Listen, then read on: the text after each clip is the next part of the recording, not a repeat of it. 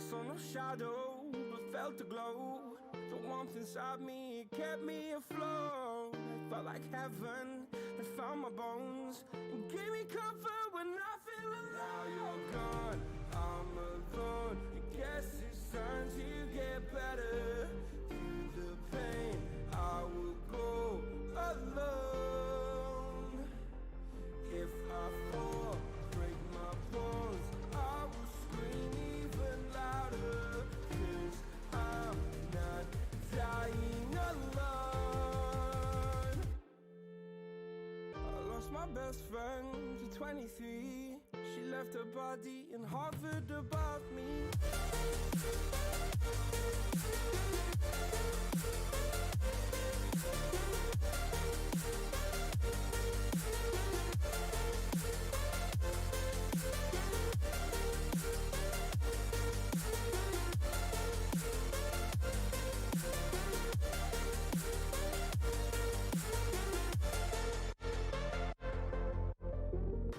My best friend to 23.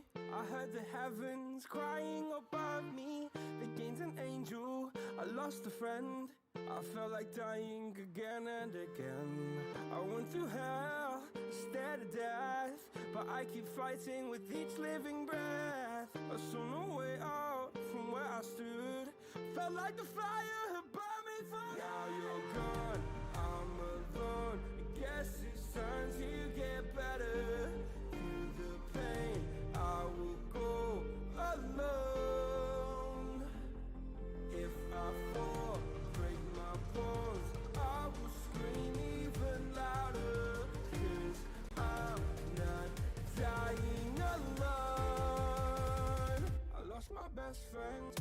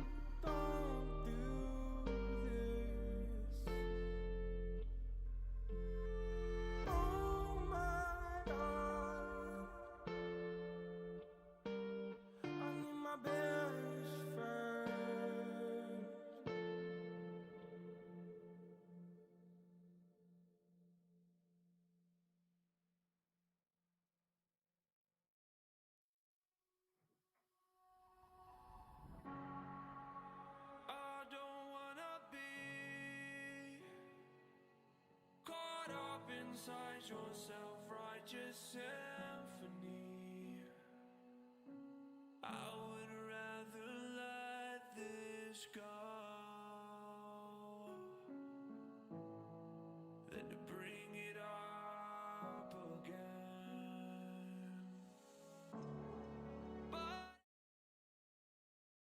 Hey, welcome back to the Burly Fishing Podcast Live Edition. I'm here with my co-host Paul Glass, and we are going to talk about toothy critters. toothy critters specifically, and we understand this is kind of like up northish. We're talking about Northern Pike, hence Northern Pike. You get it. But could apply in general to toothy critters. And if you guys have ever been interested in checking out some of our toothy critters up north in Northern Pike, then you might be interested in some facts that we're going to be dropping today. We looked back in the archive, and we found out that the was it the Bass Facts episode? Bass Facts. So we did an episode kind of like today's going to go, purely on facts about largemouth bass. I think it was specifically largemouth, maybe smallmouth. Maybe we did both. Spotted bass, just largemouth. So it's just largemouth. And that is our most listened to episode. So we're like, let's talk about another fish that we're super passionate about. So we're going to talk about the pike today. Super pumped to get into this. Glad you guys are here. Thanks for being in chat.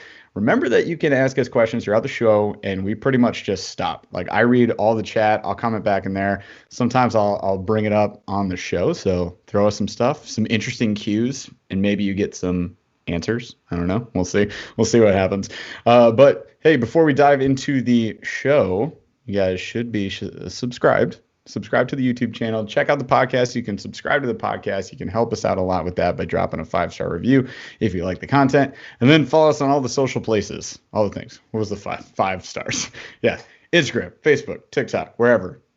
Follow us and stuff. All right, Paul, let's get into this thing. All right. We always start off with the episode questions. So the question this week, and I worded this specifically, when you buy a boat, what's it going to be? I want to know what color. I want to know what kind. I want to know how long. I want to know what kind of motor. I want to know everything. Tell me what it's going to be. You're springing a lot of stuff on me right now. You're asking a lot of questions in my podcast where we always start with a question. I'll go ridiculous. I'll go first. All right. The most specific question of all time. So I'll tell you what I would get. Initially, I was going to be bass boat, duh. But then I don't only go bass fishing. I have a kayak that I go bass fishing most times anyways. Plus, the biggest thing is I don't want to always just be going by myself. When I go to buy a boat, I'm going to wait until my kids are a little bit older. And we'll be able to go onto the boat and enjoy it as well with my wife. So it's got to be at least like a 4 to 6 person boat. So I'm probably going to get like an 18 to 21 foot all species, like a multi-species aluminum hull, aluminum V hull fishing boat with like a deck in the front, fishing deck in the front, but then like a decent amount of space in the back with at least, again, room for 4 to 6. Rod lockers, not going to be center console. I'm going to have probably 120 horse motor on the back so I can get around on like Lake St. Clair and not have an issue. That's a big deal to me. Like being able to get on big water, which is another reason why 18 footer is like my minimum. 21 foot would probably be ideal so I can go back and forth. No cabin or anything like that. We'll have a retractable canopy for sure. Will probably never get used for water sports, but I say that, but since I have my kids there, I'll probably have a pole in the back for like water skiing or whatever. Yeah. But yeah, and that's kind of a no-brainer. I want to be able to troll in it. I want to be able to take it cross country and like go up into Canada and like, do whatever. But I also want to be able to access a ton of water and do bass fishing. So it'll have a gigantic trolling motor in the front. It'll have 2 consoles for fish finder, guaranteed. And it will not be cheap, and it will not be sparkly. I'm not getting a sparkly boat. I know everyone's supposed to have one, and you can't catch fish without it. I'm just gonna have to go without. I want like a matte green, old man style army green boat. That's what I want. That's it. Wicked. That's it. That'd be like my dream setup. But I'd still have my kayak, and I'd use that for like all the local stuff. For sure. So you just described the boat that we walked through at the boat show like 2 years ago. So pretty much walk-through style, wide gunnels, deep V hull. All right. So what brand did we end up looking at? Ranger was what we were looking Ranger? At. There was, it was like the fake Ranger. I forget what it is. Oh man, it was another brand. That literally the boat that we walked would be mine. That would be the one that I would pick, whether it was Ranger or whatever brand. But yeah, like that V hull design, the wide gunnels were awesome. And then you had like the big back seat with a live well underneath, and you had front casting deck was pretty good size. Rod lockers were in there. It's dude, that's a setup. That's what I would do for sure. And then yeah, multi-use. I like the idea of multi-use for sure. Are you sure it wasn't just Ranger? No, because the Rangers are more expensive. Sure. That was it was Tracker. It was a Tracker. Okay. Like 90% sure it was either a Lund or a Tracker, and I'm pretty sure it was Tracker. It was a 32K. Something like that. I want to say it was like 28 to 32K. Yeah, but in like a 75-year loan, yeah, it'd have been a pretty good deal. See, that's exactly it, dude. It's like, yeah, our boats were expensive compared to other kayaks, but compared to like a really nice new boat, no. It's like I ain't got 10x, 10x that. I ain't got one. But yeah, that's what mine would be. And I would, I mean, it's not like I wouldn't like to have a bass boat, because they're sweet. They're super fast. They're totally open deck. They're like super purpose driven. You can get them where there's, I guess, like 3 people probably is kind of like the most you're gonna get in a bass boat. Maybe 4 if it's like a real monster, but three you're running 4 people in there, but not comfortably and not kids style. And there's no like real protection from the elements when you're like in a bad way. I mean, like you're kind of pulling out and dealing with stuff. So yeah, and bass boats are just more expensive. Like bass boats versus multi-species boats, like it's hard to get a really nice bass boat down there. Now you can get like a used one, yeah, but you get a used multi-species boat for like 10 grand that's like loaded up. So I don't know. In good condition. Yeah, I gotta go with that. The other thing too is those bass boats do not do phenomenal on like decent sized water like Lake St. Clair all the time. You can get them out there on a good day, but man, when it's rocking, and I mean sometimes you just want to troll for walleye or troll for smallmouth even. And they just don't do as good of a job. They just don't. That's the other thing my boat would have. I'd have a kicker. I'd have like a 10 or 15 horse, maybe a 25 horse kicker, just for trolling. That would be another one for sure. But yeah. Let us know what kind of boat you would get in the comments. What's the dream? Is it like bright pink sparkles? Sparkles with, like, are necessary. 2 machine guns on the front. Like, what are we talking about? Did you say machine guns? Maybe. Why not? Zombie apocalypse boat. Burkle. Whip out the James Bond like oil slick behind you. See you, nerd. I mean, you always see the zombie apocalypse like bus or like truck. It's like, where's the zombie apocalypse boat? That's what sounds sweet. Like, how good do zombies swim? I don't know. Actually, if you watch The Walking Dead at all, they don't swim. They just kind of like keep walking. And then they don't even like thrash. They just sort of like go, and then they're gone. Like Pirates of the Caribbean, where they walk under the boat. That scene. Yes. Yeah. With a lot less grace. Okay, it's very hilarious to watch them walk out of the muck. It's not pretty. It's pretty funny, is what it is. Oh. Sweet. Well, all right. So talk to us about your zombie survival boat then. Tell me more about the zombie survival boat. I like the direction this went. That's way better. All right, show me. So we're talking toothy critters.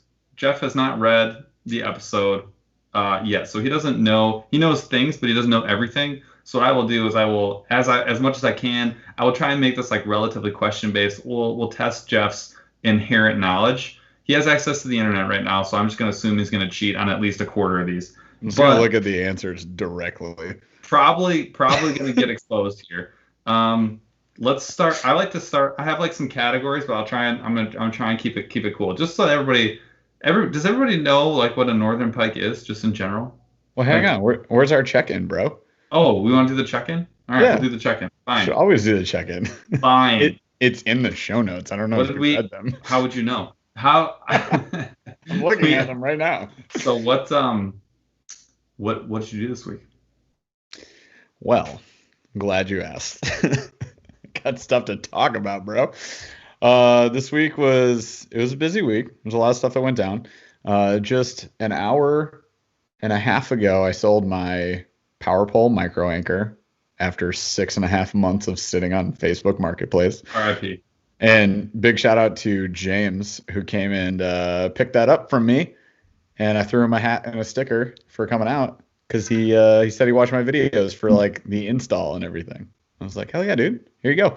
So yeah, that was super cool that he drove 4 hours to buy that thing, and that paid for my camera essentially. The new camera we're using for the videos, it was expensive, and I just kind of like on a whim was like, let's do this. It's gonna be better, and did that thing, and now I have cash to back it up. So it's okay. Wife not that mad anymore. The thing is sweet though. The camera is sweet. I got to see it last weekend. It was awesome. Yeah, it's pretty rad. It's a good time. Other than that, did I fish this weekend? I think I fished last weekend and nothing happened, so nothing to report there. And then I just did like all the videos for this week. We got the giveaway going on. So if you haven't seen it, it's the video from yesterday. I think we had James Bullard. It's just slaughtering names here. So we dropped the video yesterday, so you guys go check it out. All you got to do to enter is be a subscriber and drop a comment. And I did specify that the comment should be a bright spot. And a bright spot is just something that's going good in your life right now. Could be literally anything. Does not have to be fishing related. I will read them all. I've read them all so far. There are over 600 or 700 comments in there. There's a ton. It's just a novel, and I'm reading through them. So appreciate you guys that have already liked and commented on that video, and you're in the giveaway, and I can't wait to give somebody a whole bunch of baits and a Busby Colony 15, which is going to be rad. Yeah, it should be a lot of fun. And if you guys can do me a favor, we're actually squeezing real close to 10,000 subscribers. Like literally, I think we need, as of right now, 250 more subs to hit 10K. So do me a favor, share that giveaway. I know you're like, oh, this is going to kill my chances. Like more comments, I'm less likely to get picked. Like I get it. But the bigger the channel grows, the bigger the giveaways get. So it's kind of like a risk reward thing here that I'm asking for. So do your help me help you. Yeah. Help me give you stuff. Help me for free. Other than that, yeah, I just caught some fish recently today. I almost missed my sale of the power pole because I was like way downriver, but caught a couple real nice smallies at the dam fishing the 6 cents sack from technically October that I just unboxed and fished for the first time. So you guys will see the unboxing video for the 6 cents sack tomorrow on the channel. So that's coming up. And then I got a chance to fish it and it caught me some fish and I'm super pumped about it. So it was great. That's it. That's all I have in my week. What about you? I had, we went fishing, did not go great. But we didn't go fishing for bass. Right. We went fishing, nothing happened. Did I go fishing? Nothing did happen. Well, no, you ate a ton of meat with cheese block and mayonnaise, which everybody got to see on Instagram, which is fantastic. Let me know what you guys know in chat right now about Paul's meat and cheese dipped in mayonnaise taco, because I'm very interested to know if anybody projectile vomited after seeing that video. Honestly, most people projectile vomit when they're forced to eat at my house anyways, and it's just, it is what it is. I eat really fast and I'm not picky. I don't care. But no, we did go fishing. I had fun. It was another fun day. It was not a fish catching extravaganza at all. We were looking for salmon or steelhead in a new place, so it is what it is. We also didn't have like a ton of time because it was a heckin' drive to get down there. Yeah. But it was fun. 30-mile-per-hour winds, snowed, 24 degrees, super great. Category 1 tiny hurricane right in the face. People were asking us if we were okay as we were just getting our clothes on. So it was. They were like, "Did you show up here on accident?" And you're gonna go out there. Yep. Do it all the time. Don't worry about it. It was interesting. I feel like the guy that left was like, "Vaya con Dios," like God be with you. It was good though. We had a good time. It was sketchy. And then we filmed a little bit the night before. We tied up some pretty cool baits. That'll be some videos, and it was a good time. It was a good time. Got to use a new camera, which is pretty rad. Mm-hmm. The other thing is though, I always do this, and I don't really care whether you like it or not. It's November 5th. We got about 10 days before it's rifle season, and for rifle season, I go up north every year with my brother-in-laws, and we do a little hunt camp. So we are doing that again this year, and I am jacked about it this year. There's a big old deer that we've been seeing for like 3 years. So that thing is at least 2 or 3 years old. Well, it's at least 3 years old. The thing's got to be 3 or 4 year old deer. He's a monster. I've only seen him one time.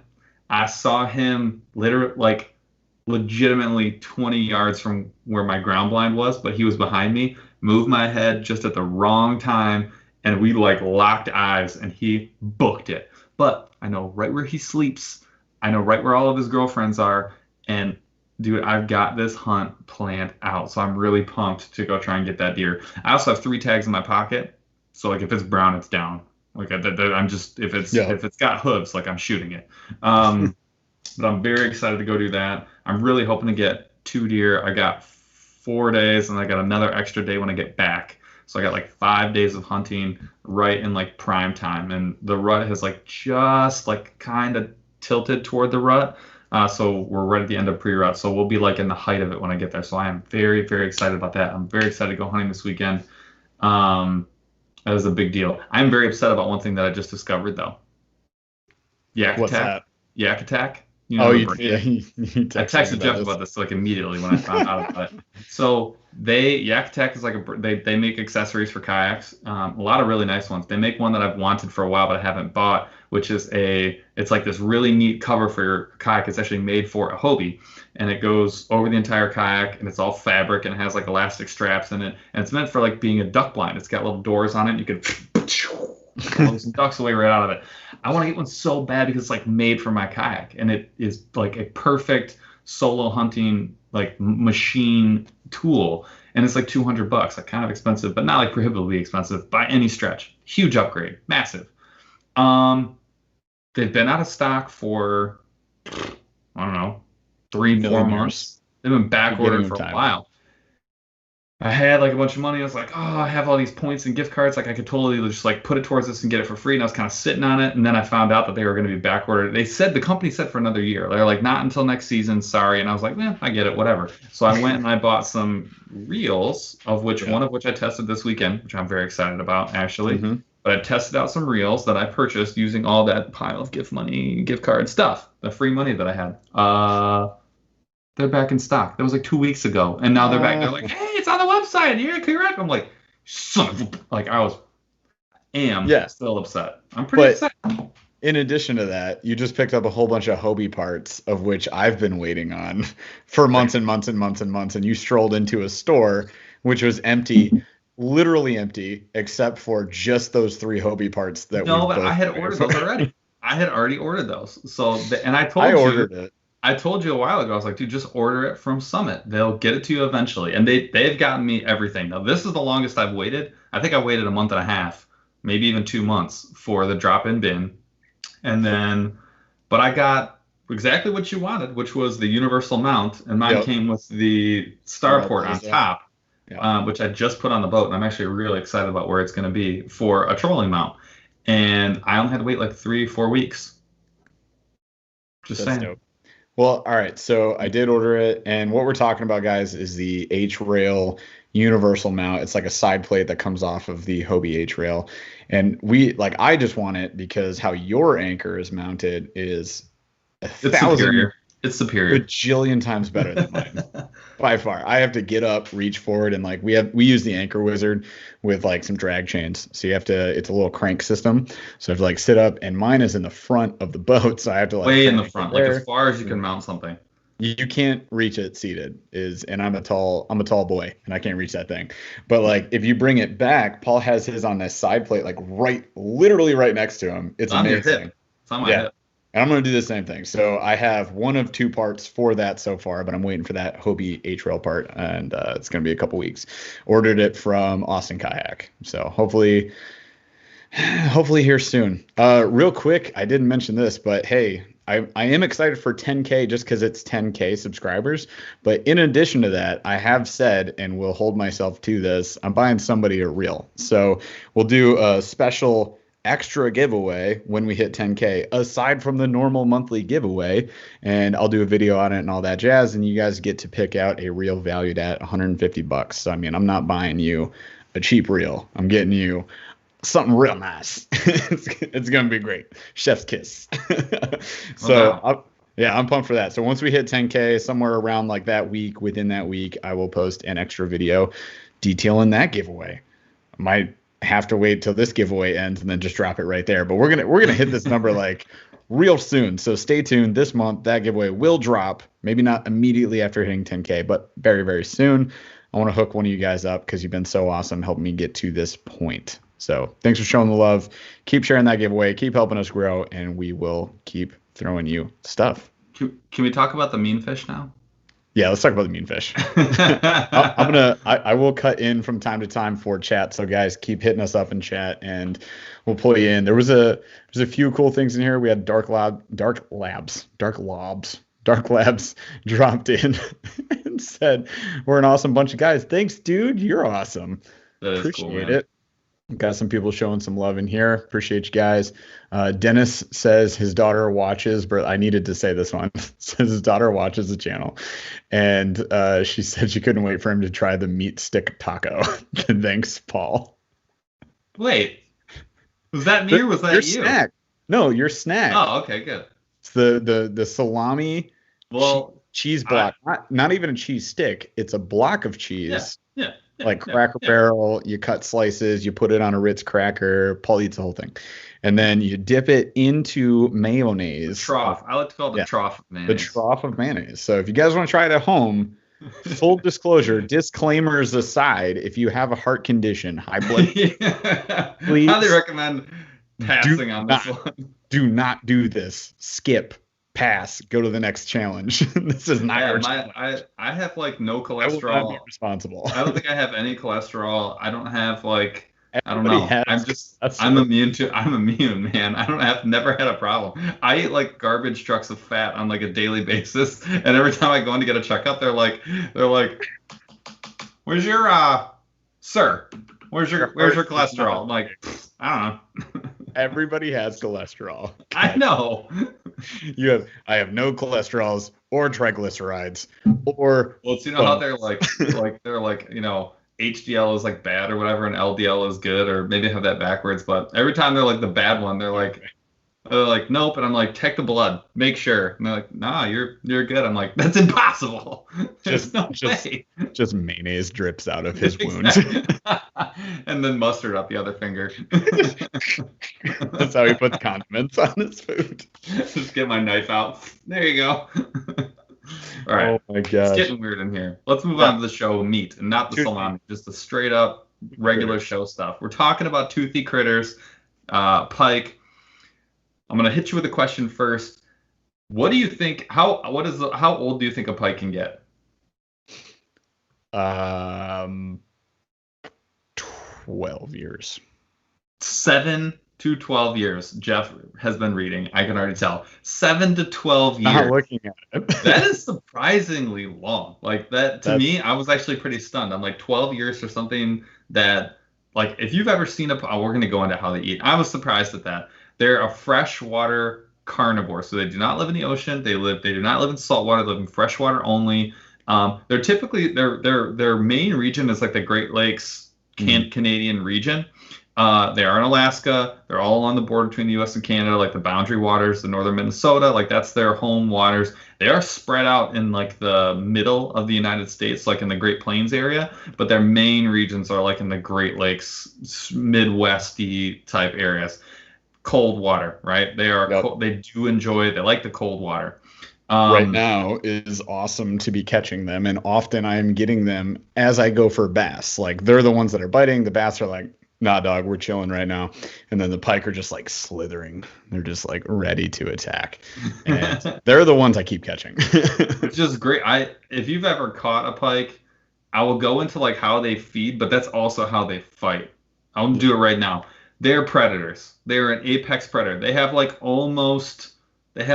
essentially, they have no predators. They are at the top of the food chain. Like their predators are sea lamprey, like those worms with like vampire teeth, circle teeth, and they literally latch onto you, get inside of you, and eat you from the inside out. There's sea lamprey, and then there's us, like human beings. Like that's it. Those are their predators. Once they're reach adulthood. Like that's it. There's nobody else. Like that's pretty much it. Now they are ambush predators. So what they do is they find a place to hide and they get really, really, really still. Like they do not move. Like their attack, they literally just sit there like grumpy old men and they just wait for something that looks good, that has no idea that they're there. And then they attack with like an unbelievable amount of power. I have it in here, their speed, I think it's like 10 miles an hour that they can go. And they can do it in like a flicker. On a like, dime. Like whatever half a blink an eye is, like that's how fast they go. And when you get a pike, the first hit, you'll be like, bass, bass, bass. The second it fights, you'll just feel this like there's like steady pull, and then all of a sudden it's a massive surge. And their bodies, they have like these elongated bodies, and they just surge, and it will drag you down. But then it'll stop after like a second and a half. And it's because that's how they fight, just how they attack things. It's in these like really quick, really powerful surges. So much fun. So much fun to catch. I love this. This is how you know that they're BA. Like their actual name, Lucius Esox, it means water wolf. Like that is like the awesome. Translated name. I need to start. That's my $1 million idea. I was doing this episode. I'm like, found my new name for whatever company I decide to make next. It's gonna be Water Wolf. Good luck beating that, losers. Dude. Can I Google that to see if that's already a thing? Water wolf. If it just comes up trademark Pro Glass, don't be upset. You don't. All right, so hang on. Do you want to know what comes up very first when you type in water wolf? What? The Go Fish Cam ad. It's an ad, but I mean Go Fish Cam comes up. And then Water Wolf HD underwater action camera. That's why it came up. We'll do better. Bro, the Water Wolf camera. Their website is... Jeff, I'm not going to let you derail my show by shopping. Hey, people were asking questions in chat, so I'm going to derail it with that. All right. So what is it? Continue. Questions in chat, like I said. Go on. All right. So who is it? I think Angel asked if Pike tastes good. Can you confirm? No. We're gonna This is one of the points that I'm going to make.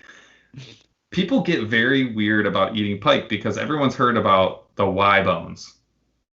Like they assume that there's this impossible to remove bone in a pike, that it's like, and now it's like inedible. Like you can't, like no one would ever eat it because of that. I don't want to be like derogatory to like other people, but that's silly. That's silly. It's being silly, bro. It's totally silly. Like, yes, there are Y bones. They are inside the fish. They're in the fillet. They are really not that hard to get out. Like they have like a permanent, affixed like reputation for being difficult to remove. They just exist, and they're not. Jeff's watched me do it like what 5-6 times, like in a hotel bathroom. It's not. It's not hard to do. Like it really is not hard to do. Have pictures of it was your brother-in-law was cutting the I think he filleted that pike on the salmon. I did that, and I did the salmon. I did the whole thing. Yeah. On the toilet. Like the room was so small, the bathroom was even smaller. So you sat on the toilet, you had your Yeti in front of you as a cutting board, and just carved. And it worked just fine, and no one got sick, and they were all delicious. Look, pike the Y bones make them slightly more difficult to clean. You're going to lose a little bit of meat. There are 3 or 4 different ways to remove the Y bones, and all of them, except for using a toothpick to pick each one individually, are going to require you to lose a little bit of meat. But my wife has eaten tons of pike and has never complained about having a bone in it. That being said, if you want to judge the taste and the texture, which is like what most people kind of think about when they think about eating fish, white and flaky, like a cross between. To me, it's somewhere in between like walleye and bluegill, like little bit less of the on the flavor side of like a walleye, but more on the texture side, and then less on the texture side of like a bluegill. So they're somewhere in between. Yeah. The bonus is the fish are like 3 times as big. They're very plentiful. They're super fun to catch, and you can just luck into a monster, and you have like 4 times as much meat as you do catching the other stuff. I mean, It's to me, they are my favorite. They are one of my favorite fish to eat, if not my favorite, because of how much fun they are to catch. In addition to being delicious, I love them. They're amazing. They have a couple of other weird, quirky things too. So one thing that I would thought, like I have like this like miscellaneous bucket, and this sort of fits into it. Pike can actually eliminate mercury in their system, like in their body. So like everyone's heard about how like fish skin and like the slickness and the fat in their bodies like holds onto mercury, and like most fish have some level of mercury inside of them. Pike are like the reverse, where they're like, nah, bro, we don't deal with that. And so like as it comes in, they're just like filtering it out constantly, which I think is kind of BA. They also Pike poop actually scares other fish because they carry so many. They're called alarm pheromones in them. So like a pike will like take a dump and it'll like disperse into the water and then leave, and another fish will come by and be like, Get out of here. No! And it'll like run away. That is how terrifying they are to other creatures. Their poop terrifies them. I love it. That is amazing. I also love, listen to this. This is how you get the name water wolf. People have been trying to like tame pike for like a very, very, very long time. They can't. And the reason they can't is because a pike will not eat fake food.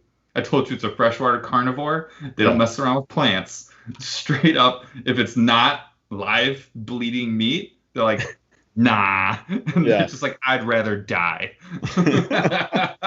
Take your kibbles and bits. I don't need that. Like, bro, take your pellets and piss off. Like, I would rather die. I love it. It's fantastic. All right. We talked about how they have like no predators. We talked about how they eat. We did this last time. Let's name some things that pike eat. You go, then I'll go. Everything alive in the water. Starting with. I have a grant. This is building up to something. All right, I'll go first. Other fish. Does that cover all other fish species? There's like, yeah. We'll make it easy. Ducks. Danny the duck specifically. Amphibians. Please. I'll cover amphibians. That's like all frogs, tadpoles, but also like salamanders and stuff. The other reptiles. Mm-hmm. The turtles. Yes. Oh, was that another one for you? That's not an amphibian? It's a reptile. All right. I'll give it to you. Fight me in chat. I'll give it to you. All right. Voles. Voles. Wait, so mice. Yeah. Squirrels.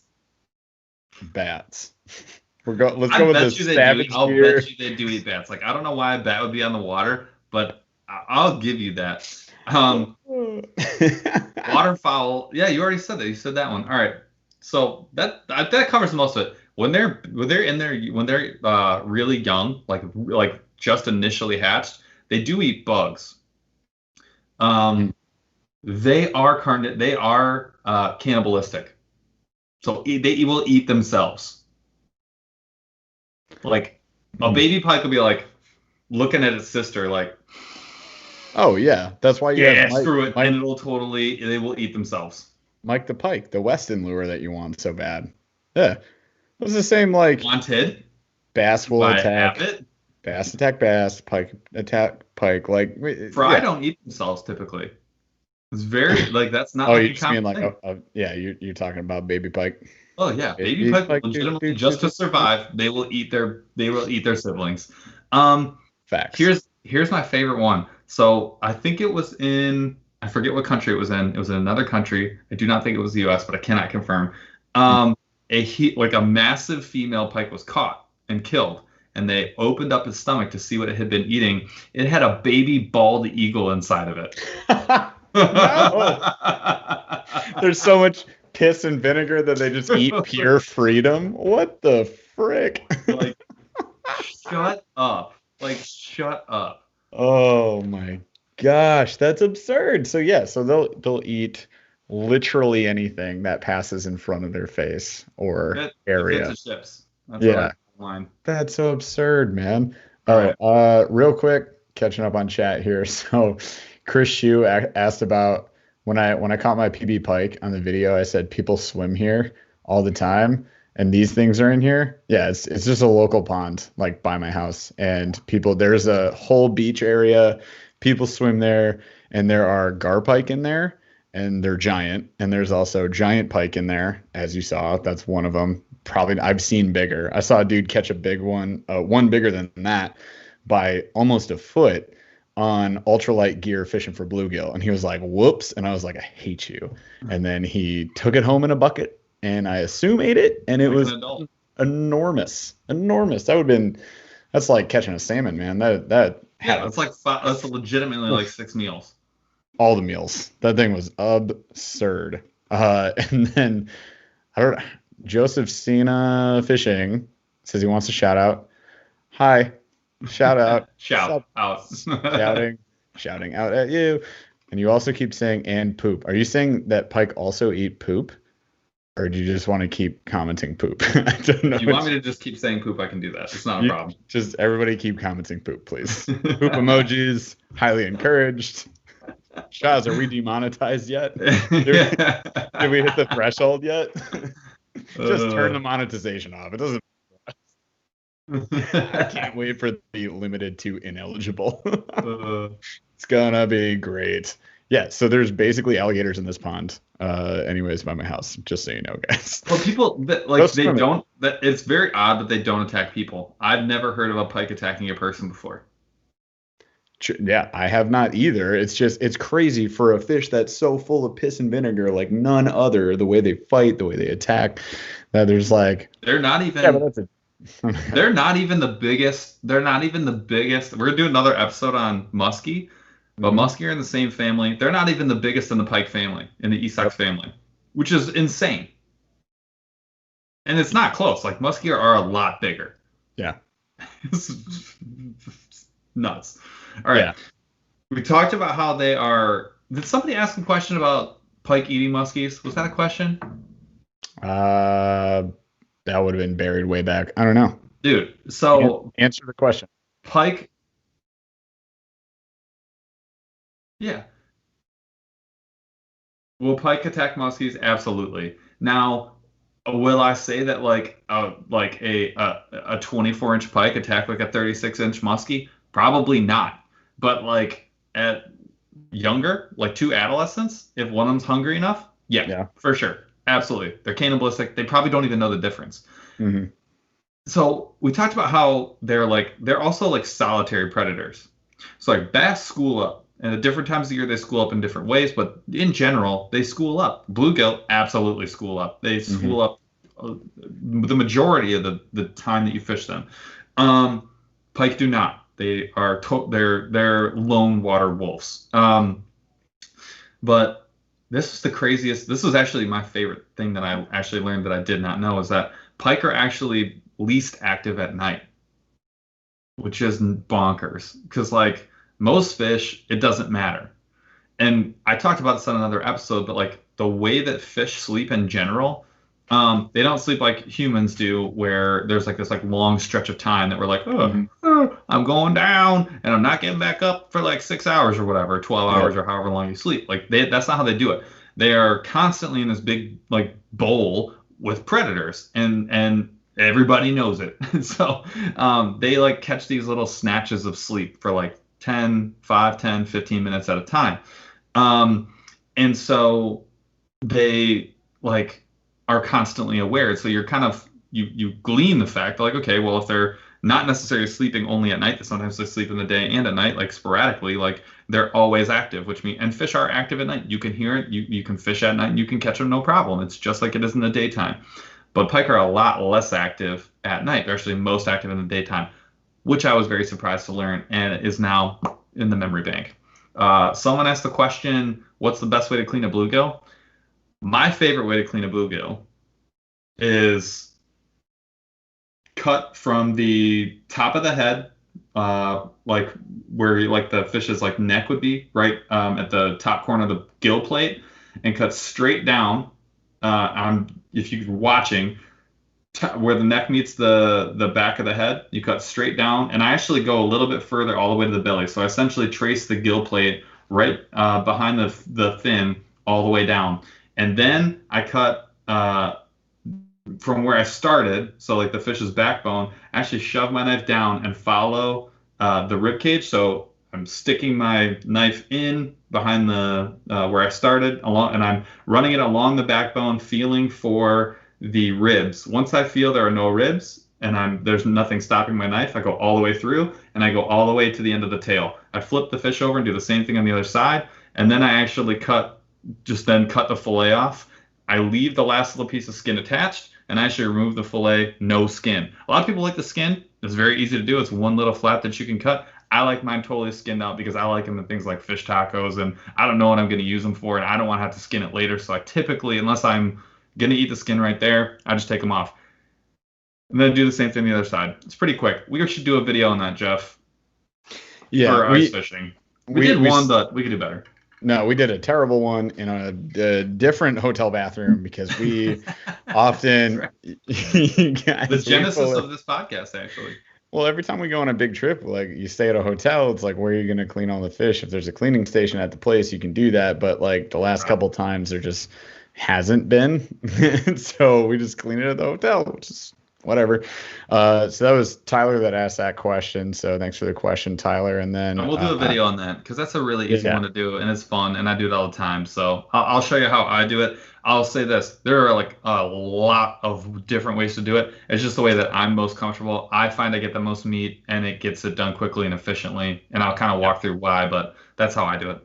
Yeah. And then what is the camp stove that you always bring that we cook in hotel rooms as well? Oh, yeah. I have an MSR pot because it does a really nice job of heating oil really quick, but it's also tall, so you don't get any spatter. And then I just use either, if we're really packing light, I have a whisper light, which is a really tiny, or I use a pocket rocket, which is a really tiny MSR stove, or I use the whisper light, which is one of my, that stove is sweet. It boils water, like, I don't know, 4 to 6 cups of water in like less than 2 or 3 minutes. It's awesome. Yeah. And it's adjustable, so you can like really control your oil temp, which is critical. So open your window, even if it's the dead of winter, and cook by the window, and you can cook, in your hotel room. That was episode 1. So there you go. Go back, check it out. That's what happened on that episode. And then I had few other Dunbar the fishing machine, another bathroom story. Yeah, basically you can assume if we're at a hotel, we are desecrating. It's one of the 2 rooms. What do you want? Said bathroom. Yeah. welcome to my other room, dude. We did have a question from Heavy Hook Sets. He says, does the fact that pike are solitary relate to the aggression? I don't know if that came up in your research or not, but it did. It's a good question, but I think part of it is that's just like that is what their genes like dictate, right? Like the way, like, because I think it's because they're ambush predators is why they're so aggressive. So you get limited opportunities because they're not out there hunting necessarily. They're sitting in a spot waiting for the 1 second they have, and you're not going to waste that 1 second. I played rugby in college.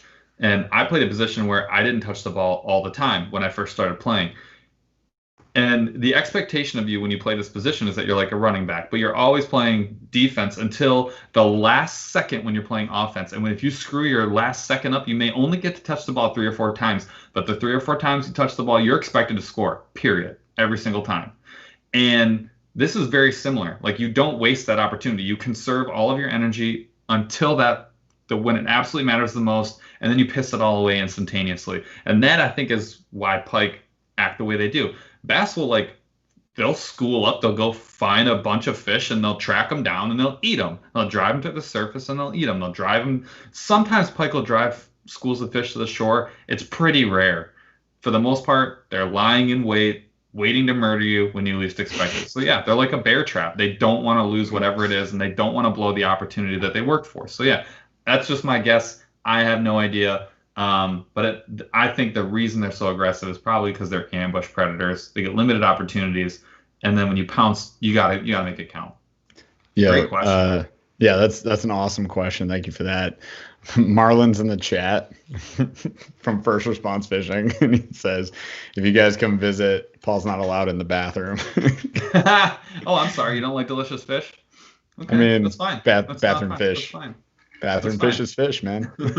All right, what else we got? So All right. Jeff, guess what the average length of a pike is? You should be able to get this one. The average length? Oh, The average, like what most people catch. You can have a little range here. 20 inches. Yeah, 22. you're right inside of it. 16 to 22 inches. Yes. Which, when I was doing the research, like for bass and stuff, I was like expecting to kind of be embarrassed because of like, the average you catch is like, I don't know, 12 to 14, 18 inches maybe. And you're kind of like, oh man, everyone else is catching like 20 inches plus only. But like, no, like 12 to 14, I think was the average. And I was like, okay, I feel a heck of a lot better because I think my average is probably somewhere in that 14-inch range just for like what you just catch in general. And this was very similar. Like 24 inches is like your keeper limit in Michigan.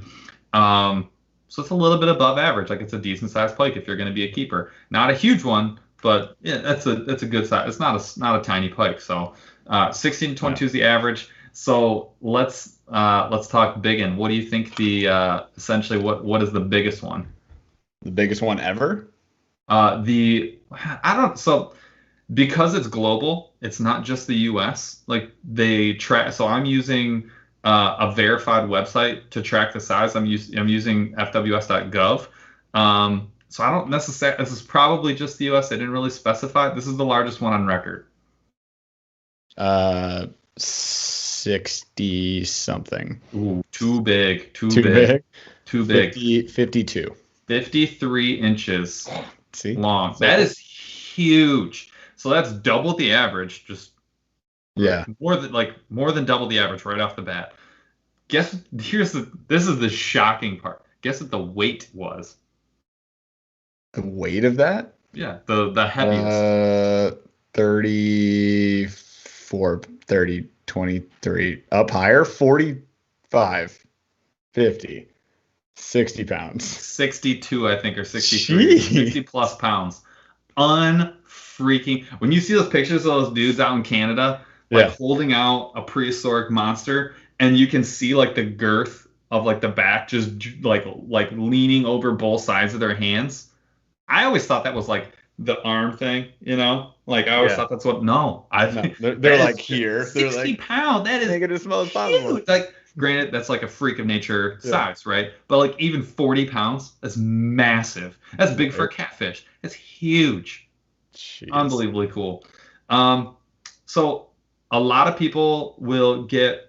Was there another question? I thought I saw one flash up. We'll catch up. All right. So, first of all, Dunbar the fishing machine wants to know what you're drinking. Nothing now. No. No. There's still some. First of all, it's been a long week, so I'm drinking Dark and Stormy. Oh, yummy. Mm-hmm. Yeah. He asked what I was drinking. I'm drinking a mule because I'm a ginger old soul. That's why. What else do we got in here? He also says Netherlands has some huge pike. Yeah. Yes. Germany. That's a bit more of a bigger trip. It's not a road trip. It's an air trip. Well, so they are I should have said that in their range. I was speaking specifically to the United States, but they are global. So like any northern, honestly, I think pretty much any northern waters that aren't frozen year round, you'll find pike. Yeah. I'm still thinking about 60, just a 60-pound stupid toothy critter full Insane. of piss and vinegar only fighting on the other end of the line. That would be so amazing. 60-pound water wolf, Jeff. The water wolf. Oh, fantastic. What else you got? What other facts we got? Were there other questions? I feel like I saw one come up. I think we caught them all. All right. If we didn't catch you, just hit it and chat again. If you chat me the same question like 5 times in a row immediately, then Chaz will do it on the first time, and Jeff will catch it 30 minutes later. That's what Mark Gabriel did last week. He just said, "Go fishing, go fishing, go fishing, go fishing." We were like, "Yo." Oh, we took care of that. Yeah, we answered the one. Cheers to Dunbar. For sure. All right. There is a lot of confusion between pike and muskie, and to be fair, that's valid. Like they are the same family. They look very similar. Like very similar, and they have like the same body structure, the same like looking face, but there's some very key characteristics about pike versus muskie that are distinguishing. The easiest is probably going to be the color. So pike have like the majority of their scales are dark green, like moss green, with a white like spotted pattern on it. So if you see a dark background with light spots, that's a pike. If you see a predominantly light color background, like almost like a creamy light green, with dark either spots or stripes, that's a muskie. So they're essentially flip-flopped in the skin tone. There's a couple other things. Ones I didn't write down, but I just know. You know the vents that are on the bottom portion of a fish's mouth? It looks like they all got hook set in like the exact same spot. Every single one you've ever caught. Equally distributed across their face. Pike well have done. those too. Pike have, I believe, 6 or 7. Muskie have like 9 or more, depending on how big they are. So a muskie are also just bigger. Like if they're adults, you'll almost be able to tell the difference just by sheer size. I didn't do all the fact finding on the muskie, but like catching a 54-inch muskie is like something that you could do like in your lifetime. That's not like a world record. That's just a really big muskie versus that's like bigger than the biggest pike that's ever been found, essentially. So that's a little point of comparison for you. 50+ inch muskie is like catching like a 20 or 20 inch smallmouth. Like it can be done. It's not impossible. So we have like 3 questions here to catch up on real quick.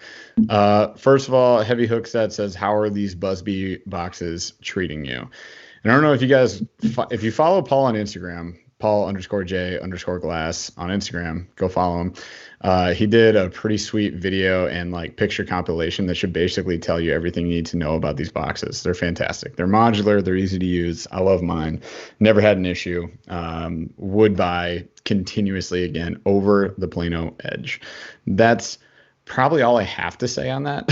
What do you think, Paul? Anything else to add? I like the Plano Edge. Still have a bunch. The price is right. I still have 1 or 2. I have 2 floating around. I could absolutely see why you'd go that direction, but I'll tell you my 2 primary boxes are Busby's, and they're for the exact reason why I made the video. Like we went salmon fishing. I have a bunch of extra trays that were actually given to me by Busby, so shout out. Yep. Absolutely worth the purchase though, because and I bought a couple more like that I wanted specifically, like the super long trays.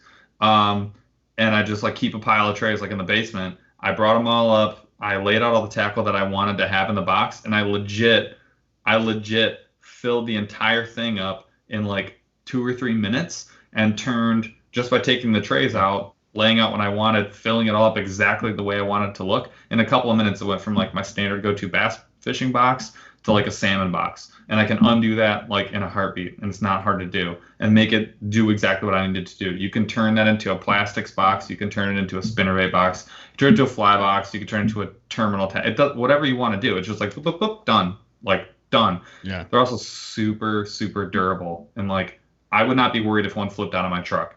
I leave it actually in my bin, in my H-crate bin, like when I drive. And I don't even strap them down. I don't even worry about it. I don't think they're going to fall up, but if for some reason they did, I do not have to worry about anything being broken. Those things they're a lot more durable than a Plano Edge, period. They are sweet. Would recommend. I would recommend a Plano Edge too if you're looking for a slightly less expensive version of it. My biggest complaint in comparison is I really like the Edge tray like closure. It's nice. The one hinge. Good Lord, how many times have I closed it, thought I closed it, put it down, and realized it wasn't closed? It happens like every single time I go fishing. It happens once. It's worse it's not as bad on the terminal tackle. It is worse on the slightly thicker standard Plano Edge box. I'm sure it's not as bad on the smaller ones. I haven't had the same problem with my smaller ones, but like the 3700 size box, that is my biggest pet peeve with those. Otherwise, I think they're fairly similar and do fairly similar things. I would definitely give the Edge to the Busby if it's going to be your primary box. And if you're a bank fisherman or a kayak fisherman, I hands down Busby. Facts. I think and it's not because that we've been like working with them. Like we reached out to them because I liked what they were doing. So like I bought the stuff I bought their product like before we ever conversed with them or had them on the podcast or anything. So just want to be clear about that. That is a good point to make. This is how we do everything, guys. we aren't bought by the brands. Like, we buy the brands, try them out. If we like them a lot, if they reach out to us first, now seems to be happening sometimes, great.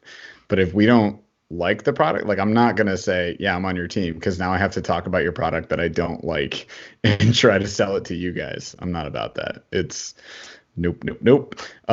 We did have a couple other questions here. Here's a great one. Nick C wants to know what your PB bass is, and mine. I don't know what yours is, actually. I don't know what mine is either. I've never I just started carrying a scale like 2 months ago. True. Maybe 3 months ago. I've never, like, weight to me is like sort of irrelevant. Length matters to me a lot more. I think 21 inches is probably the biggest I caught this year, and I caught a couple. Oh, it was bigger than that. 20 plus for sure. I caught a 20-inch smallmouth 19-inch smallmouth this year. That might be my PB length for smallmouth. I don't really know though, but I am keeping track now. So like, this year moving forward is something that I'm paying attention to, and honestly, it's only because people ask now. Like, and I feel like I should be able to answer. Like, Rick asked, and I legitimately was like, dude, I have no idea. Yeah. And I don't care. Like, I know we talk a lot about bass. Monster bass box is like a thing that we do all the time. So it's like taking a bigger chunk of like my fishing life.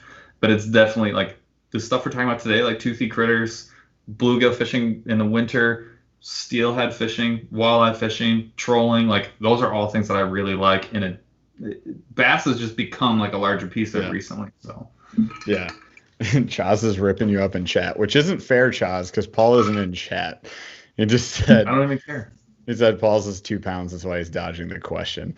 This is like I'm going to be honest, you guys, this is like my least favorite fishing question next to, have you caught anything today? As you're like paddling around grumpy faced and like spectators on their pontoon drinking beers and like not caring about anything. Oh, bro, you didn't catch anything? You suck. Bro, they biting? Like, least favorite question ever. But yeah, I don't know what yours is. I've had the 5-pounder this year was my PB, and lengthwise, I do measure them a lot. Like, I think I've had a 21 smallie on the Grand, which is pretty sweet. And then, I was pumped about that one. And then I think largie, I don't know, probably close, like 21, 22, something like that. I don't know.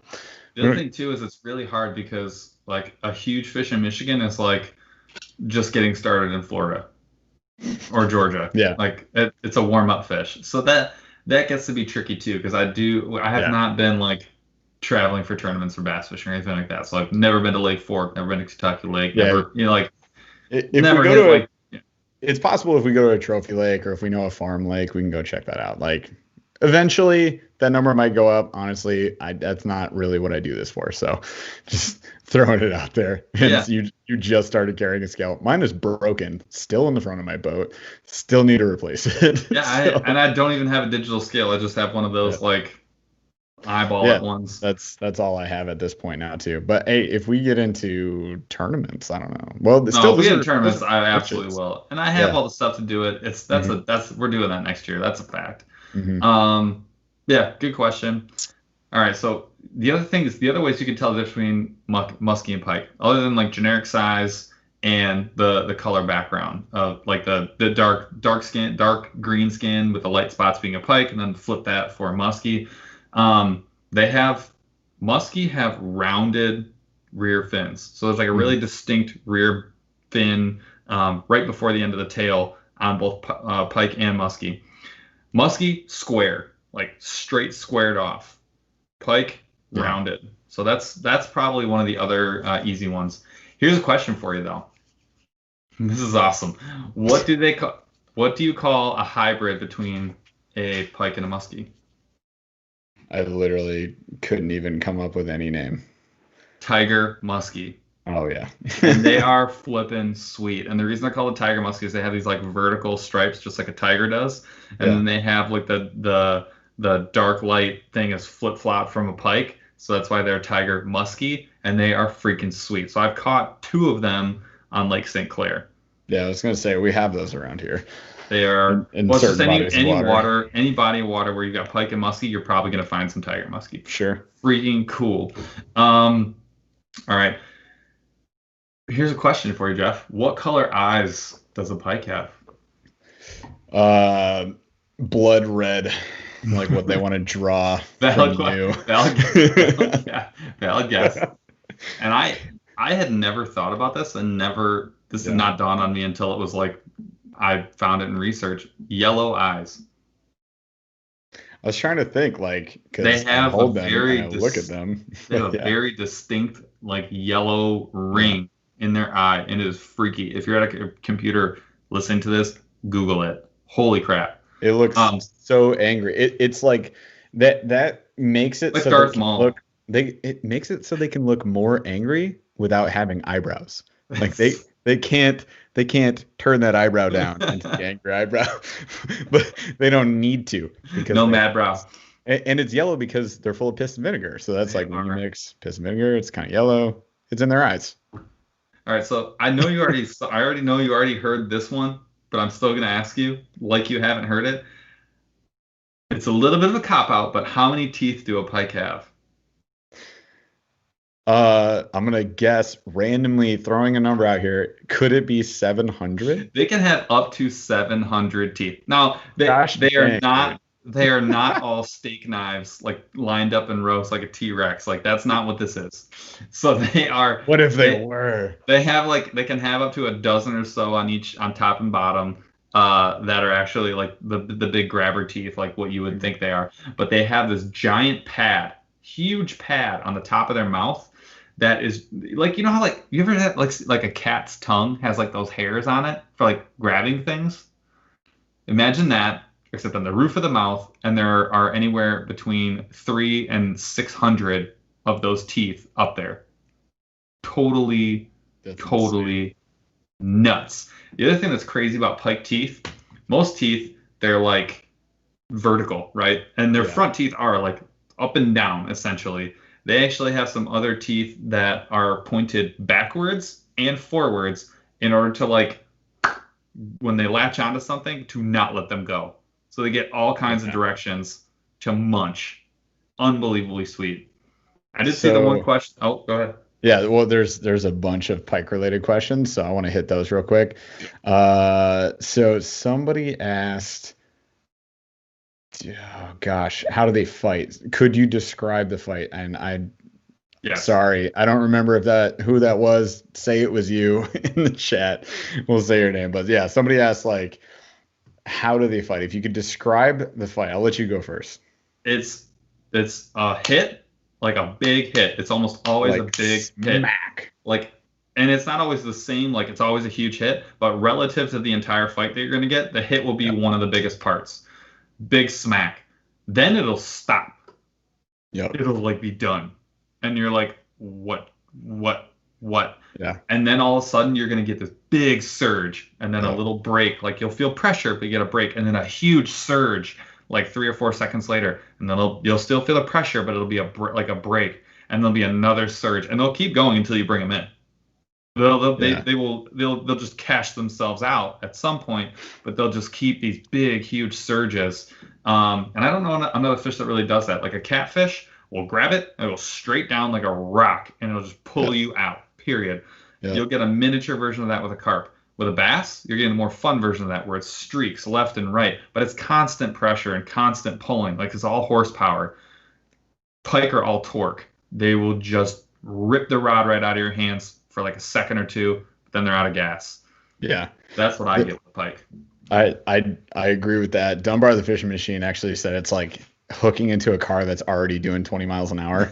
I think that's pretty solid. I was gonna say, like, if you're just burning a spinner and like you hang right into a tree branch or a log, it kind of feels like that hard thump, and then after that, like you said, it kind of just stops for a second and you go, oh shoot. You would think that you're on a tree, but the tree is slowly being pulled. Your rod is not folded in half, but it's like bent, and you're like, that's definitely a fish, and then it goes bye-bye. And like once you get them like near the net, near the surface, they got those last little like big kicks where they either will take a run or they'll just like keep splashing you just to like piss you off. They're just like, hey bro, gonna get you, last laugh, and then they're gonna bite you and like dig their teeth in and all that stuff too.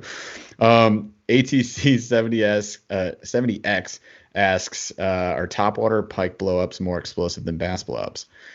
I would say conditionally, in my opinion, but when they do blow up, you got to remember like they're super long too. And if you get a really cool blow up, like it's coming out of the water and smacking it, which I've had on the Lunker Hunt Spider. And I can tell you, it was probably one of my favorite blowups all time. And it was like maybe a 20-inch pike. It was not huge. It's the average that we talked about earlier, but like not huge. And just the way it hit, and it was sitting in like 2-3 feet of water, it just smoked it, came out fully, grabbed it, splashed back down. It's pretty sweet, but all the same, I think we've had some pretty insane bass blowups. So they don't typically I get more of a slash than I do the big come out of the water and grab it, like engulf it. And so that can like make it a little bit less exciting, but it's almost always in shallow water, like 2 to 8 feet. And then there's only usually like 4 feet to 6 feet of like exposed water because it's almost always weeds where you're catching them. There is nothing like watching a pike hammer topwater. It is a unique experience. It is super, like the fighting pike is just a ton of fun. It's just a ton of fun. So Jeff and I had a trip. God, it's a video. I can't remember which one it was. But it was one of our camping multi-day trips where we caught a ton of pike, and I caught a beast. I caught a beast. And I remember at one point that fish just decided it was done dealing with me and just parked it. And I had very heavy rod on, and it was just like, nah, I'm going to stay here. You can wait. And literally just parked itself. And it was probably 3 feet under the boat, and I was not moving it. And I was like, what just happened? Like, what happened? And then it just took off. And I was like, oh, okay, so we're still going. It was they're super fun to fight. That's a good one to bring up on this episode. Like, we were just slinging pike. We each had what, 7-8 pike, something like that. Plus exponential bite offs. Like, all my chatterbaits. See ya. All of the jackhammers were gone. Dude, that's funny. Angel also wants to know if or what you would rather catch. A largie, smallmouth, pike, muskie, or tiger muskie, and why? If you could choose one to catch. Okay. Smallmouth is probably like probably close to my all-time favorite fish. Pike is my favorite. I'll tell you why I'm gonna pick muskie though. If the question is like, could you catch one? Like, what would you want? I'll tell you for sure it's a muskie. Jeff and I did a muskie charter for my 30th birthday a couple years back. And we were in a huge boat trolling, and I caught a 38-inch, a 36-inch, and then another smaller one. My dad caught a 42 or a 44, and not huge muskie, but like big fish. These things took minutes upon minutes, like 10 minutes to like reel in, and it was like you were struggling, and like this was with a full size like boat at your disposal, like both hands on the reel, aren't like legs spread out, like full on, like I'm just yoking the MFer in, and it was like they're still just pulling away, and that's like not even a huge muskie. It was muskie or another beast. That'd be my choice. I would probably say the same, and that trip was sweet. I was there, and I in case you forgot, so was Cooch. And wasn't your brother-in-law there too? We all caught muskie. I think you doubled up. Birthday boy. That was your 30th birthday, dude. Yep. That was nuts. That was Paul's Dirty 30. It was sweet. We had a great boat captain. At any rate, we had that was a good time. Those were fun to catch. I would say I want to catch one in the kayak, because like having caught the decent sized pike, nothing like the one I caught from the bank the other day, but like decent sized pike in the kayak, it was just super amazing experience. And I could only imagine it being insanely better with a muskie. You catch a catfish in the kayak? I caught like a 20-pound catfish in my kayak. I got drug It's around Lake nuts. St. Clair for like a quarter mile. Like you've got nothing to help you. Bye. It's nice. All right, see ya. Yeah. Save me some Yes. dinner. I'll be back. 100%. Good question. Yeah. All right. The other thing that I like to cover is sort of how they do their spawn, because this sort of relates to like just like generic behavior. So they start their spawn at ice out, and so in the north, that's like April, May. By the time the ice is like pretty much either gone or mostly gone, really you're looking at water that's at like 48 degrees. They're gonna go to shallow areas that are weedy or have just become weedy, and what they're looking for is that slightly warmer water. The way that they do what they do, just kind of funky, and I've never seen this, but I'd really like to. It's kind of sound weird to say, but like the male will approach a female that's like still and has like picked her spot, and they'll literally just like touch noses and just like stare at each other until the female's like, all right, fine, and then she drops her eggs, and then he goes in and does his thing on the eggs. Freaking weird, but like, could you imagine seeing like two pike like just staring at each other? That's like, freaking 60 inches of animal just like staring at each other for some period of time. I would not know what to do if I saw that in the water, because they're going to be in like 2 feet of water. I just love it. I just love that you said, I want to see this. It's going to sound weird. It does sound weird, but I still want to see it. I mean, Animal Planet, the internet. I've never seen. I don't know. You can go to some weird places on the internet, bro. Yeah. I'm sure you can find what you want. So, the eggs take anywhere between 2 to 5 weeks to hatch. Eggs, the baby fish, and then baby pike, which I don't know if there's a term for them, like fry or whatever. Mm-hmm. No, I have no idea if there's a term. But baby pike, they just go bananas. They will literally eat everything. They will eat like little bugs, emergers, like other pike, until they get to like other size, and then they're going nuts and they're eating like minnows and like just whatever swims, and that's just what they do. And they do sort of like disperse. They don't like stay in the same area. Like bass will like stay in the same area, like close to the nest with the adults protecting them and all that. Mm-hmm.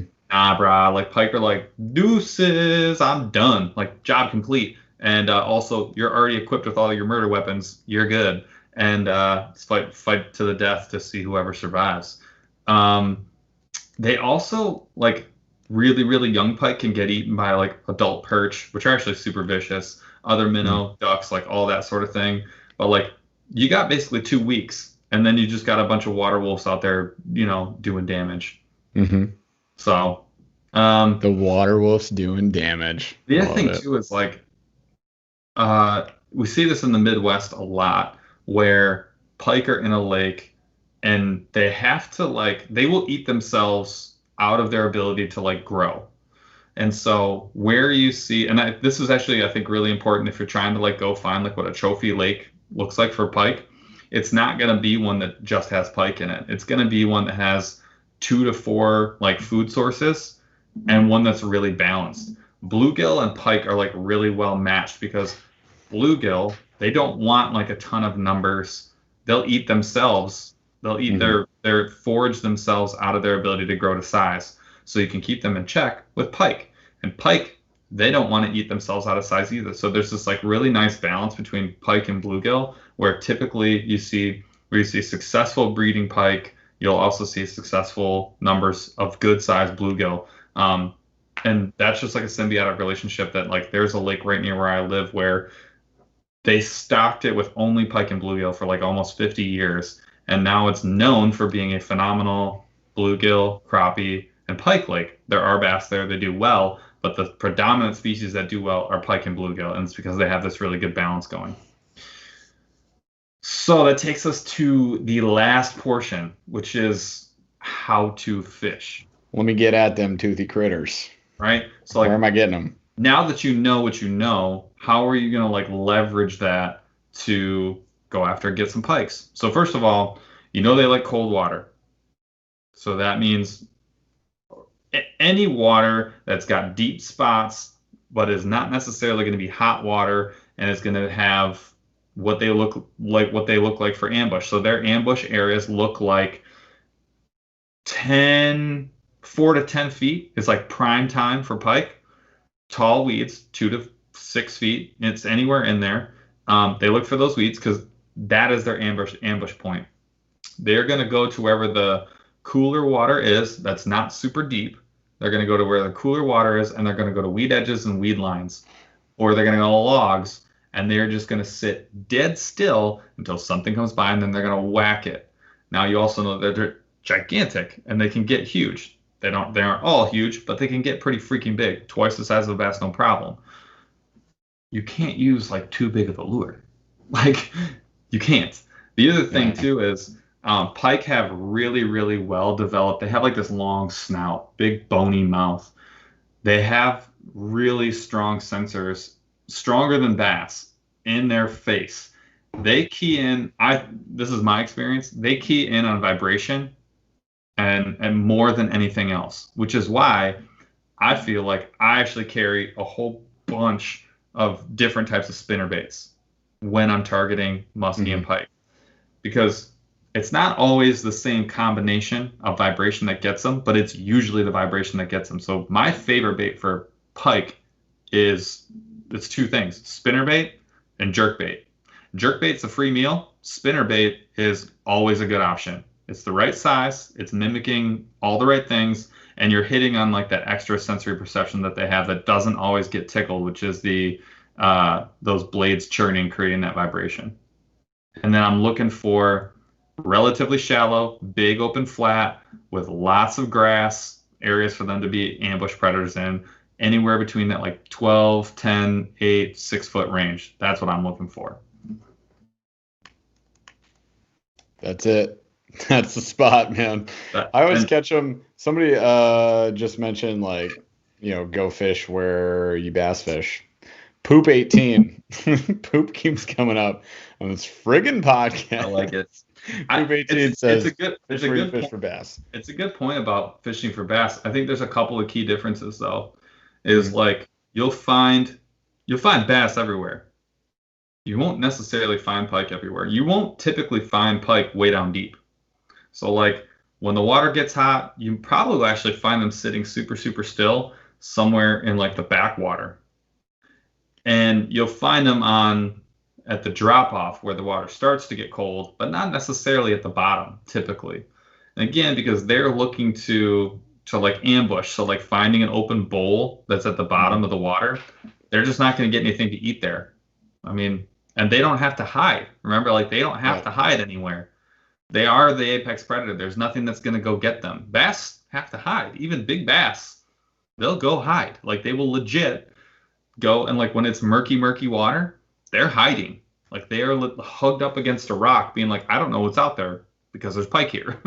And so pike are hiding like essentially in plain sight.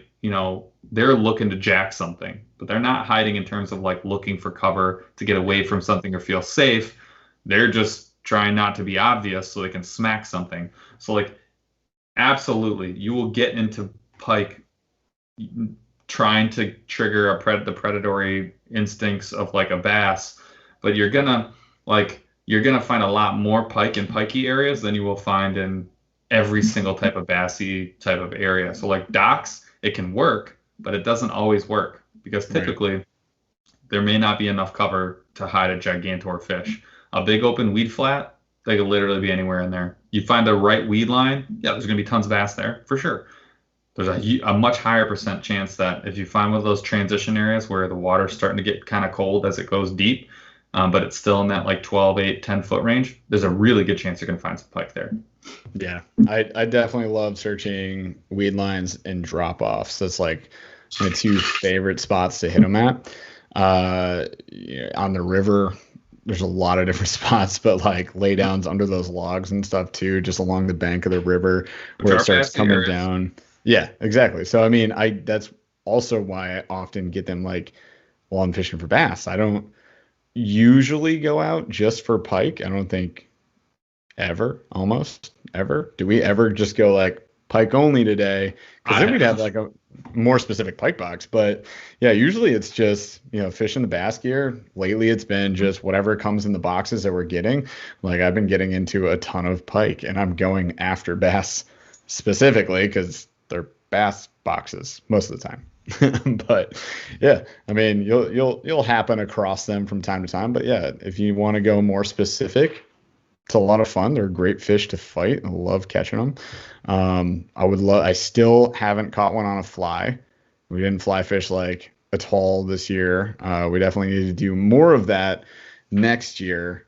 You guys tell me if we should or not. I'll do it on my own if I don't have to record it. It might be a little different. But yeah, I mean, it's still fishing. It's a lot of fun. It's something different. But catching a pike on a fly would be heckin' dope. It'd be a lot of fun. That's something I definitely want to do at some point in my life. That should be on everyone's bucket list. Yeah, for sure. That's awesome. What is your favorite lure to catch pike with? You kind of said spinnerbaits. Spinnerbait.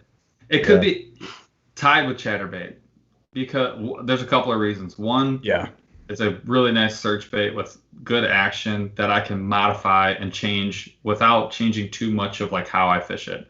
Because I can change the color, I can change the trailer, I can change the types of blades that are on there. You have a lot of different options, and when you got it dialed in, you'll know it because you'll start just jacking them. The other thing is those lures have really sturdy hooks, and the hook setting, it just helps you with the hook set. You get a ton of leverage, so you don't have to worry about like not getting it really well. You can jack them right through the top of the mouth. The other thing is they're a lot easier to detangle from the bear trap that you just reeled in as attached to giant muscles, because when you use like a 3 treble jerkbait, which is like one of my most effective lures, if you let them swallow it, like I feel terrible. That is not what I want to have happen. You're doing a lot of damage to the fish. You're also doing surgery inside of a loaded bear trap, which is not ideal. Like that's not how I like to live my life, inside of a toothy critter's mouth. It's not a good place to be. I got 2 videos this year of getting jacked by a pike trying to do some surgery, get a jerkbait out of there with like 2 or 3 treble hooks. So the treble hooks are not nearly as much fun to get out. So my favorite spinnerbait, but man, treble hooks don't let go. No, 100%. Yeah, jerkbait, catching them on a jerkbait is a lot of fun, but like you said, if you get a 3 treble hook jerkbait, like the catch is great. The removal situation is a nightmare city right there. But yeah, I would say I would agree spinnerbait, chatterbait, just because it's like one of my favorite things of all time. But either one of those is fantastic because leaning into them is a lot of fun. And that trip that you referenced where we're on that chain of lakes and we just started slinging them on that flat, and it was just like every 5 to 10 minutes you got a new fish and you were like, yay, again. But every time you just we're just cranking through that flat and just leaning into it, fishing chatterbaits. And then you switch to a spinner later on, and that's when I think that's what you caught the big boy on, right? Yep. So yeah, that's man, I don't know, you can't really beat it. It's hard.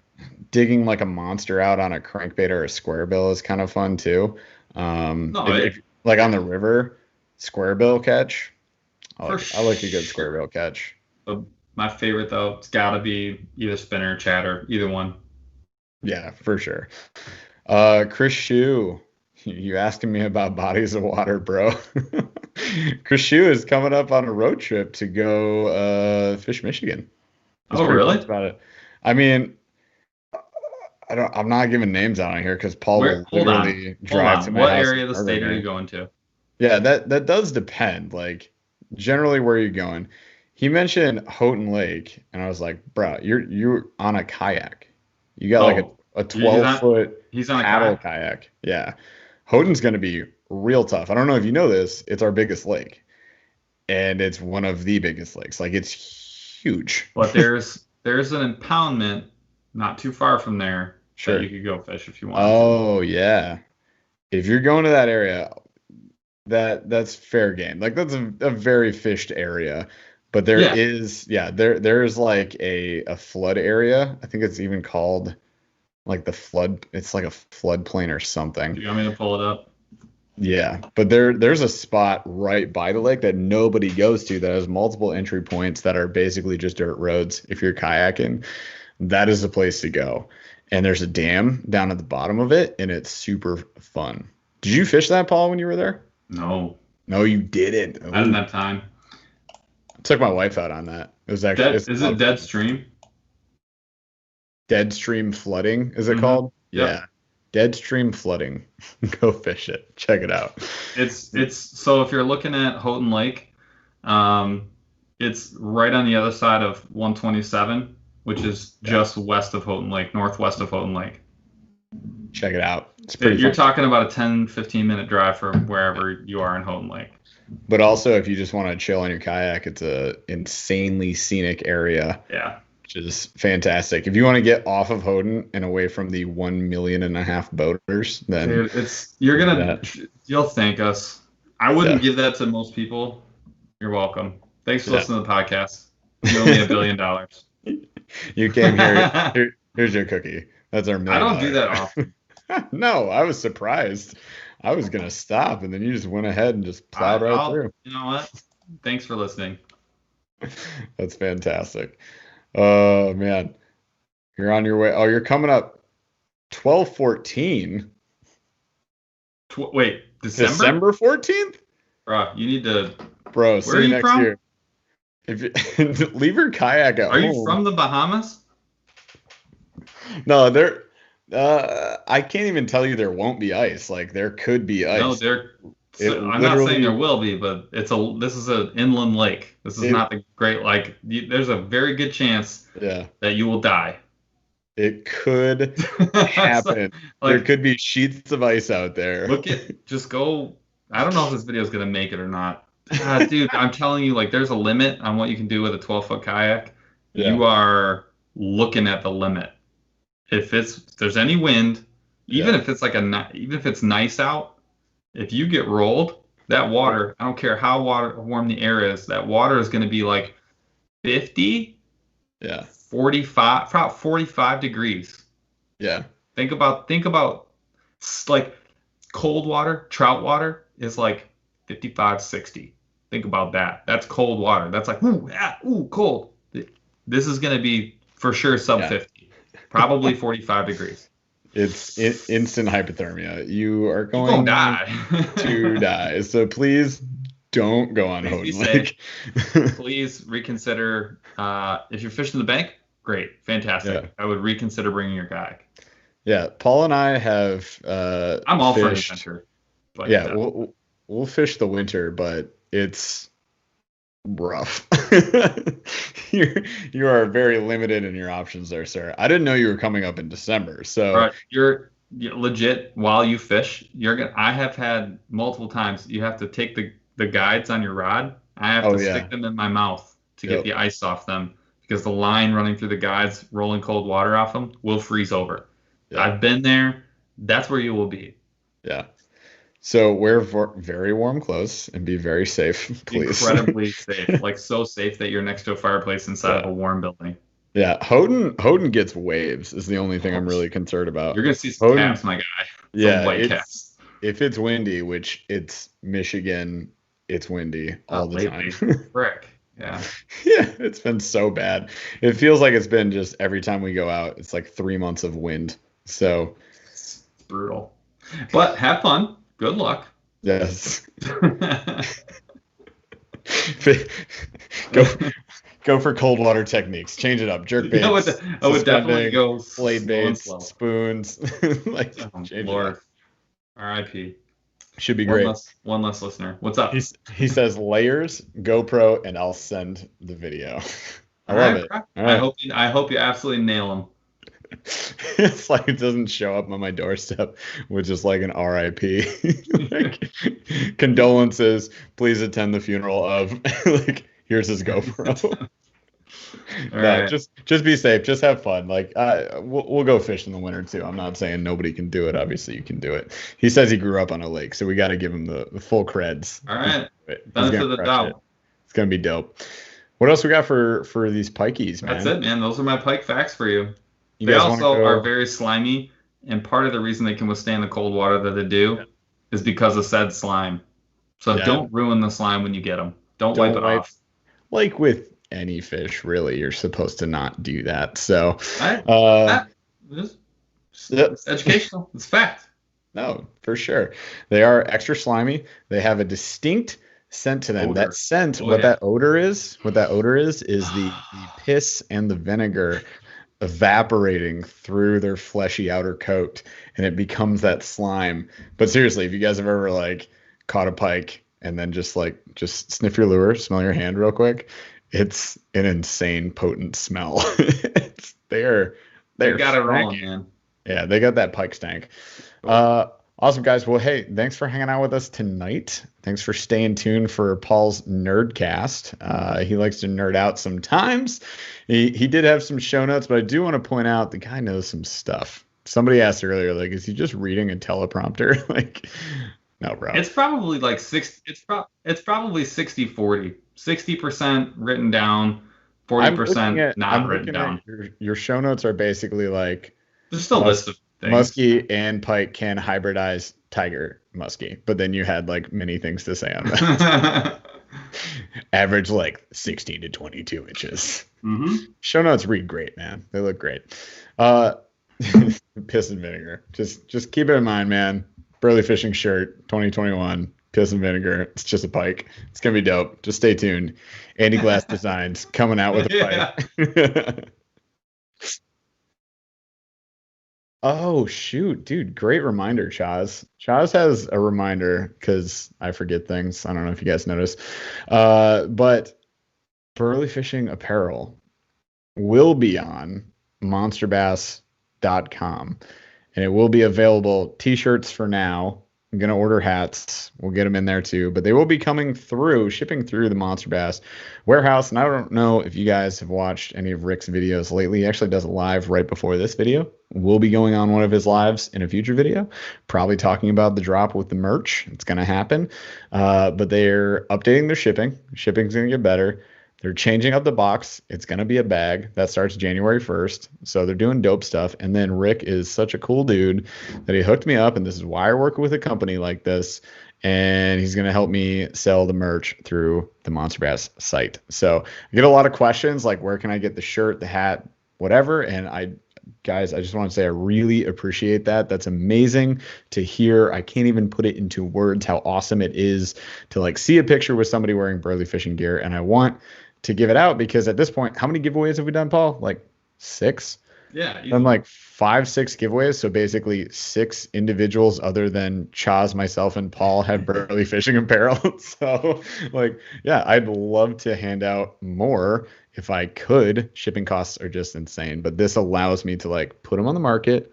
If you guys would be so kind and so awesome, go buy them when they drop. I'll let you guys know specifically when they drop when I get more info. So we're gonna figure it out. Yeah, Chris Shue says Rick would say that's dope. Wait, that's like I don't know what generation Rick is, but like dads these days where I was like, oh, that's badass. That's like his version of that. Yeah. This jerkbait, dope. So dope. All right, so we got this square bill. So dope, dude. Should we when we go on the monster? I'm gonna literally just make it rain. That's dope. Dope, dude. That mentioned how dope this sticker is. Oh, dang. Oh, man. All right. So you guys are fantastic. Thanks for hanging out with us tonight. Hope you enjoyed your pops. We enjoyed our pops. They were fantastic. And yeah, go subscribe to the channel. Do the giveaway thing. The giveaway ends on November 14th. Tell your bros. Tell your bras. Yeah. Your bras. Whatever you call them. 10K reel giveaway, $150 value reel is going to be given away at 10K. Got 240 subs to go. So if you tell your friends, we get there faster, and then somebody wins a reel, and it's going to be great. That reel's going to be nicer than anything I own. Yeah. That will happen. We are going to do like the reel extravaganza, just going through all of the reels and rods and stuff, and then probably do a cast off with them too. So we got lots of those things. I know. Ooh, yeah. Coming up, Black Friday deals. We're going to tell you guys what we think, dude, but not. The memes. The memes. I can't wait. Oh yeah. So we've got some things we need your help with, guys. So, if you have any Black Friday deals you see, send them our way. Let us know. We'll feature them on the show, and then we're gonna try and find our own and figure out what we think would be the best time or best purchase of the season. So you guys can stay tuned for that. We'll probably do like a gift episode around Christmas too. But then, yeah, Paul brought up this idea of your favorite fishing memes. So if you guys think of any super cool fishing memes, do me a favor. Tag me in them on Instagram or shoot them over to us. You can, tag us on YouTube. You can send it to me, Instagram messages, Facebook Send messages. it to me, anybody. Just send it. Yeah, email us, info@burlyfishing.com if you want, whatever. And then we're going to basically do a full meme episode, which would be the complete inverse of today's episode, which is like data, facts. And then that one's going to be like, jokes on jokes, lies. That's a good joke. Yeah, we'll give post you avenues. Yeah, we'll post some ways to reach out to us. I'll put it on the YouTube community. We'll put it on Instagram. Section. We'll post something on YouTube. We'll get it out there. We'll give you plenty of places. Done deal. All right, guys. Appreciate you hanging out tonight. We'll see you again next Thursday, 8 p.m. Eastern. Charles, take us out. Took a swing at a wrecking ball and I prayed for my downfall and I found a way to reconcile, 'cause in my heart it's not worthwhile. It's a bloody battlefield where some go down, others heal. In the end it's all the same. All you can do is play the game. Oh, do we say goodbye? Refuse to question why. I'm sad to say I'm sorry, so lie. Pretend that you're okay. Swear that you will stay. Keep trying for one day. I'm sick of all these lies. Don't care if I capsize. There's nothing left for me to hide. Don't wanna live a lie. Too many lows, too many highs. Too many things to criticize. And so I leave it all behind. Don't wanna live a lie.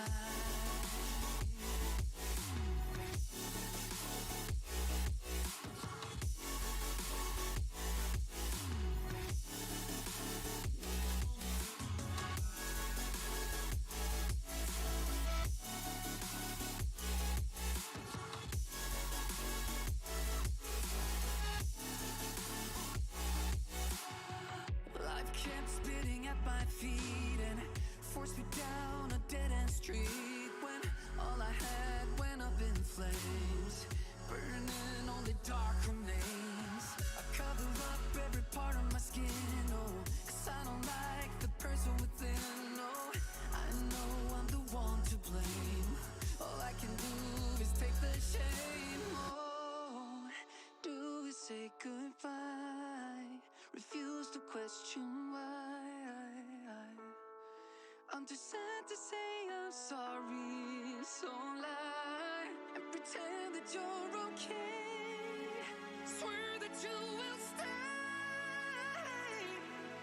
Keep trying for one day. Whoa, I'm sick of all these lies.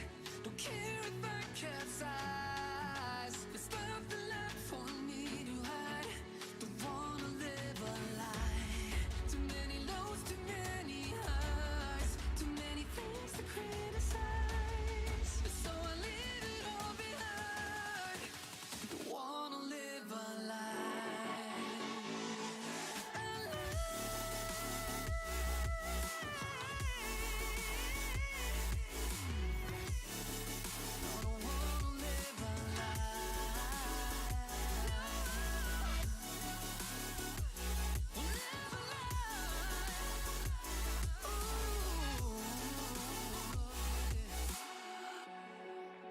Sick of all these lies.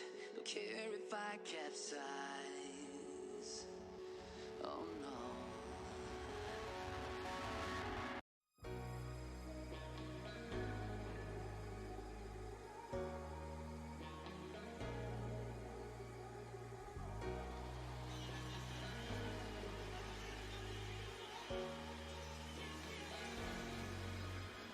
got enough of every melody, they all sound the same. Yeah. For my broken heart, no remedy, but maybe if you stay, we can get away with it.